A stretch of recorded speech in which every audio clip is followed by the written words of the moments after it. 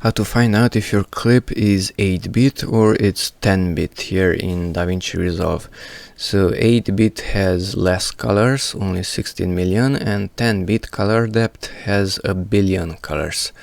Okay, so to find out which clip is which, come here to the color tab and either enable the timeline or clips, just click on them so that you can see these, and then after you click on a clip, come here to the eye, that round info icon, and here it says that that clip is 8-bit.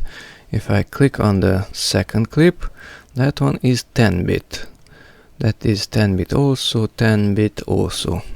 But these are 8-bit.